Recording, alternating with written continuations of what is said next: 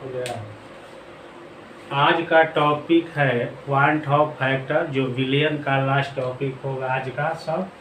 Hair we write quant of गुणांक। अंग्रेजी में क्वांट ऑफ फैक्टर्स कहा जाता है, हिंदी में क्वांट ऑफ फैक्टर लिख दिया हमने। ठीक, इसका खोजकर्ता कौन है यहाँ डाल दे रहे हैं।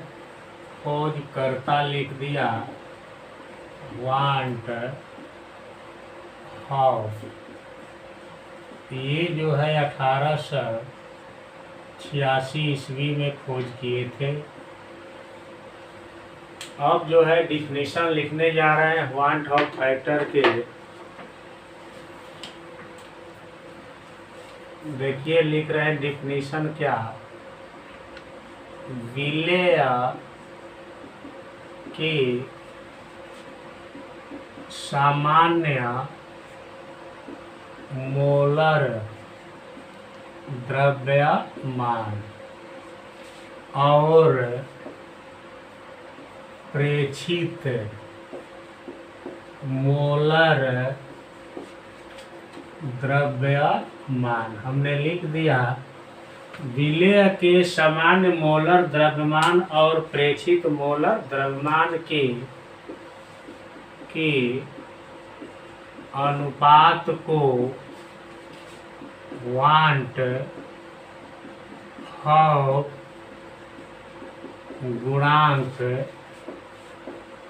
कहते हैं। देखिए हमने लिखा है विलेय के सामान्य मोलर द्रव्यमान और प्रेक्षित मोलर द्रव्यमान के अनुपात को क्या कहते हैं, क्वांट ऑफ गुणांक कहते हैं। अब देखिए हमने लिख दिया है यहाँ पर, इसे I से सूचित किया जाता है।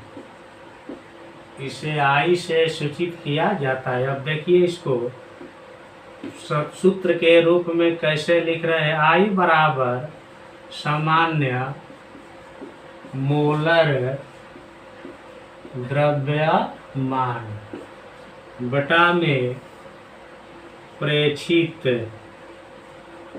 मोलर द्रव्यमान। ये कोई टॉपिक बड़ भारी नहीं है। देखिए यही इसका डिफिनीशन हो गया। हमने लिखा है समान मोलर द्रव्यमान और प्रेक्षित मोलर द्रव्यमान के ही अनुपात को क्या पढ़ा जाता है, क्वांट ऑफ गुणांक पढ़ा जाता है। इसे I से सूचित किया जाता है।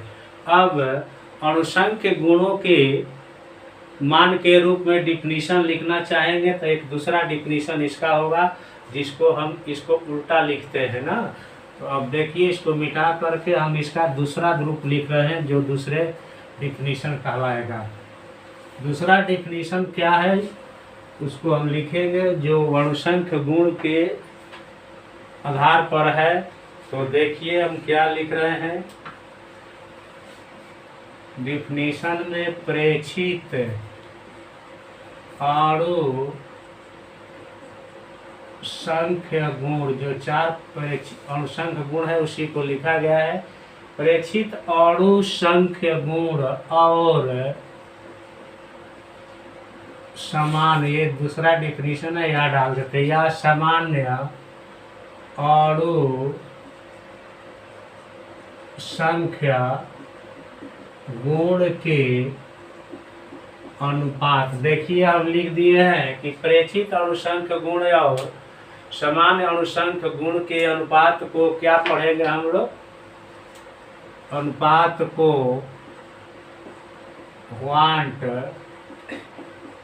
ऑफ गुणांक कहते हैं।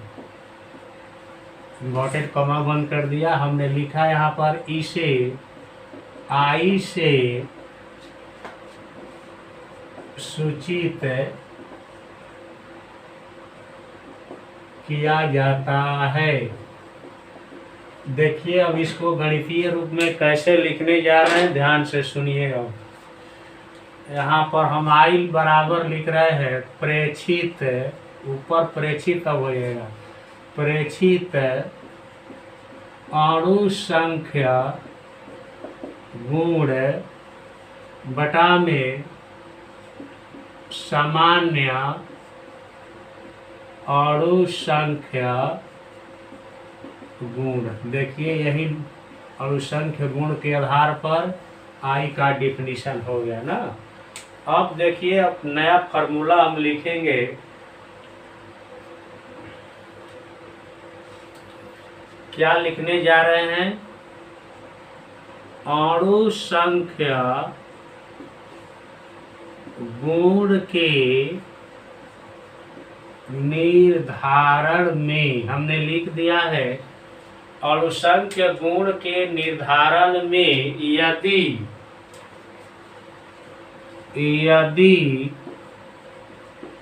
विलेय का विलयन में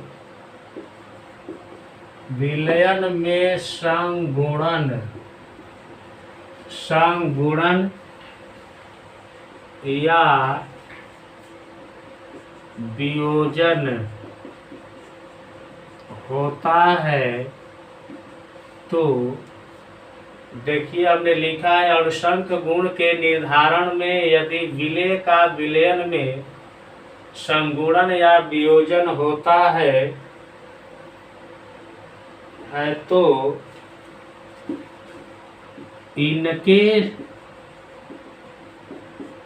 इनके सूत्रों में हमने लिखा है कि इनके सूत्रों में वांट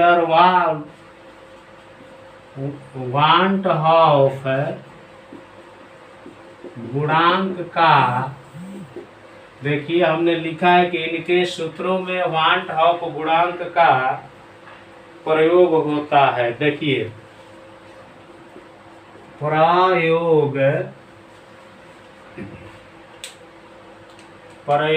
होता है, हमने लिख दिया है कि वांट ऑफ गुणांक का प्रयोग होता है। अणु संख्या गुणों के हमने लिखा है अणुसंख्य गुणों के संशोधित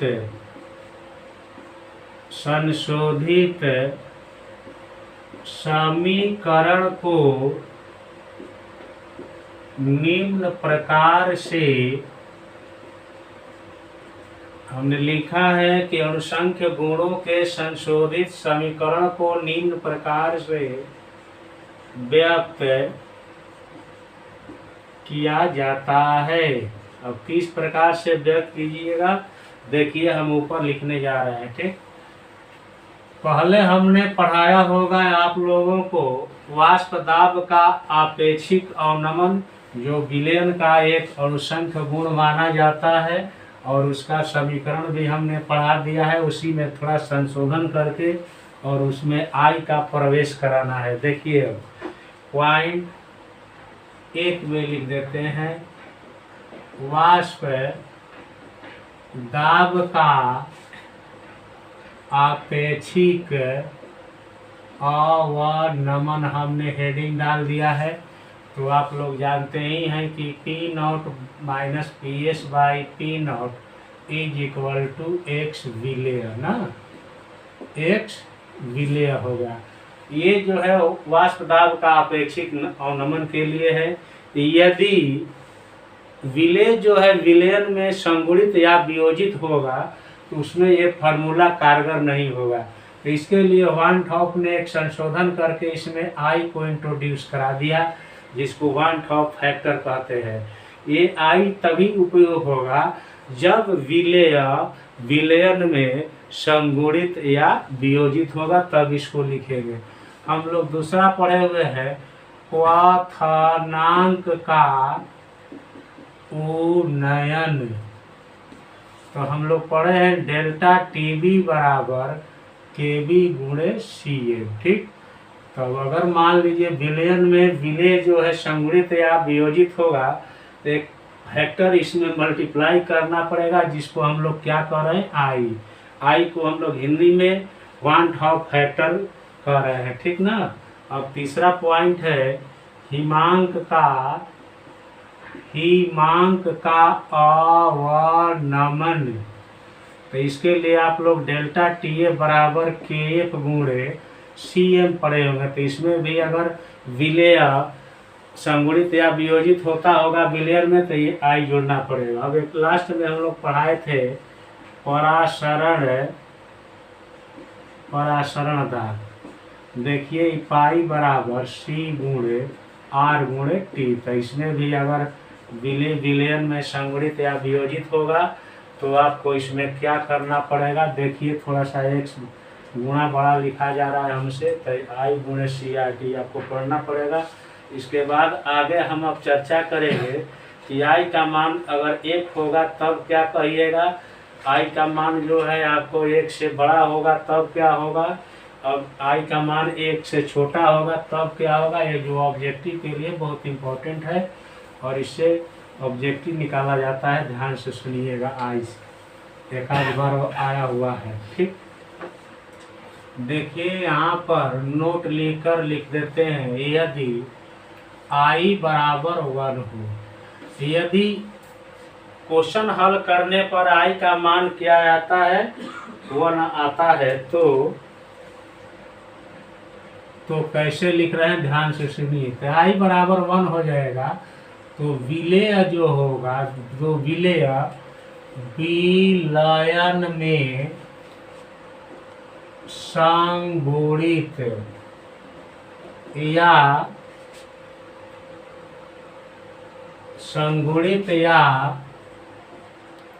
वियोजित नहीं होता है, हमने लिख दिया, ठीक, नहीं होता है, ठीक ना। ये इंडिकेट कर रहा है कि अगर आई का मान 1 आ रहा है तो विलय जो है विलयन में ना तो संगुणित होगा या ना तो वियोजित होगा। ये जो है पॉइंट एफ हुआ। यदि आई इज ग्रेटर देन 1 हो तो हमने लिख दिया। देखिए तो आई का वैल्यू जब 1 से बड़ा हो जाएगा तब क्या होने वाला है, देखिए इसको तो हिंदी में लिख देते हैं विलयन में वियोजित होता है, चाहे होगा भी लिख सकते हो, वियोजित होता है लिख देंगे। यदि आई का वैल्यू जो है आपको 1 से बड़ा होगा तब हो जाएगा ये, ठीक, बहुत आसान है, याद रखिएगा। यदि आई का मान 1 से छोटा हो तो विलयन में क्या होगा, संगुणित ना होता है। यही 3 स्टेप है, इसे ऑब्जेक्टिव हल करने में सुविधा होती है। अब जो है हम अगला छोटा छोटा 2 हेडिंग है उसको पढ़ा रहे हैं। वियोजन की मात्रा, यहाँ पर लिखा जा सकता है वियोजन की मात्रा, अंग्रेजी में डिग्री ऑफ डिसोसिएशन। अगले हम लोग एपिसोड या वीडियो जिसको कहते हुए पढ़े हुए हैं वियोजन को ना। तो देखिए कैसे लिख रहे हैं, विलयन में अणुओं का वह भाग, देखिए हमने लिखा है विलयन में अणुओं का वह भाग जो आयनों में वियोजित होता है। हमने लिखा है जो आयनों में वियोजित होता है, वियोजन की मात्रा, वियोजन की मात्रा कहलाता है। देखिए यही डिफिनीशन है आपका वियोजन की मात्रा का। हमने लिखा है विलयन में अणुओं का वह भाग जो आयनों में वियोजित होता है वियोजन की मात्रा कहलाता है। इसे अल्फा से, देखिए हमने लिख दिया, इसे अल्फा से सूचित किया जाता है। हमने लिख दिया है कि इसे अल्फा से सूचित किया जाता है। अब अल्फा का फॉर्मूला जो है यहाँ लिखने जा रहे हैं I-1/n-1, जो बहुत इंपॉर्टेंट है ऑब्जेक्टिव हल करने के लिए। अब जहाँ स्मॉल n क्या चीज़ है देखो, इसके बारे में लिखा रहे हैं। विलयन में कुल अणुओं की संख्या हमने लिख दिया। जब I का मान याद रहेगा और n तब ये लिखिए, इसको उपयोग करें। अगर I का मान नहीं लिखा गया हो, अगर नहीं मालूम हो, तो अणु भार मालूम हो, तो आप कैसे इसको एक्सप्लेन कीजिएगा। एक नया फार्मूला लिख दे रहे हैं आप लोगों के लिए। अल्फा बराबर mc माइनस mo बटा में mo n-1, ये अणु भार से रिलेटेड है। जहां हम लिख देते हैं, याद रखिएगा, mc बराबर सामान्य अणु भार या मोलर द्रव्यमान पढ़ लीजिएगा, मोलर द्रव्यमान हो जाएगा। ठीक, mo बराबर जो होगा प्रेक्षित मोलर द्रव्यमान हो जाएगा। इन लोगों से हम लोग कैसा हूँ ऑब्जेक्टिव या सब्जेक्टिव न्यूमेरिकल हल कर सकते हैं। अब जो है एक लास्ट पॉइंट है समगुणन की मात्रा। इसके बाद जो है पाठ खत्म हो जाएगा। अब अगले पाठ को कल से चालू करेंगे।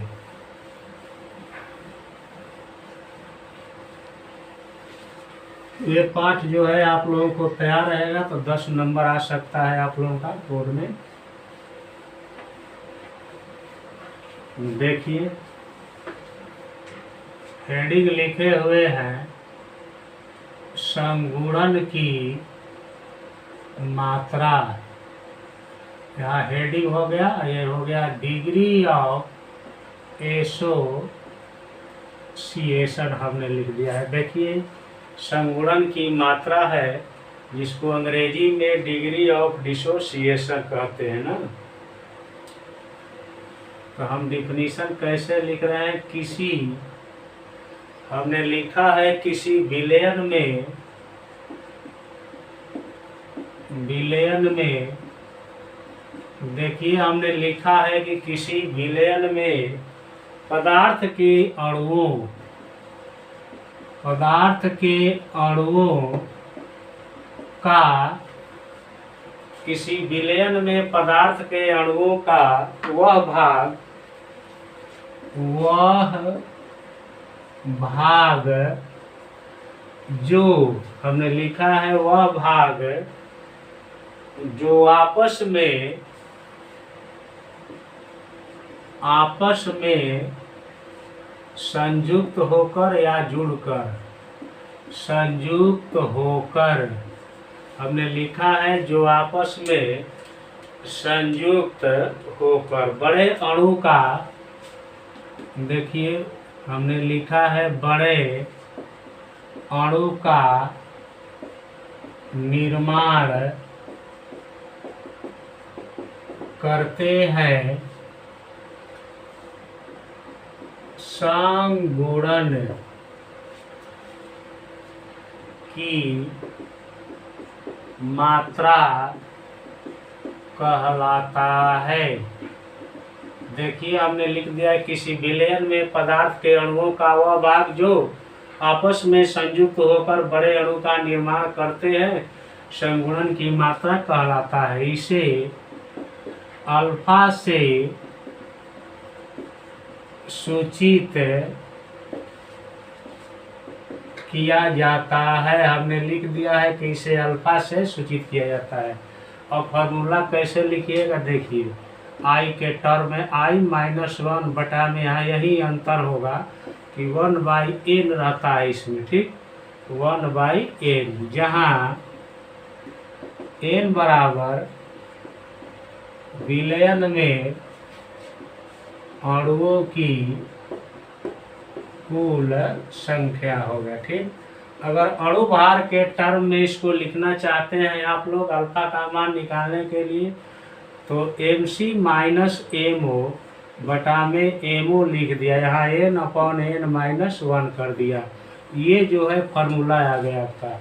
अब जो है जहाँ जो है mc इज इक्वल टू सामान्य मोलर द्रव्यमान पढ़ा जाता है, mo इज इक्वल टू हो जाएगा आपका प्रेक्षित मोलर द्रव्यमान लिख दिया हमने। इसको आणविक द्रव्यमान अणु भार भी लिखा जा सकता है। आज जो है आपका विलयन पाठ खत्म हो गया।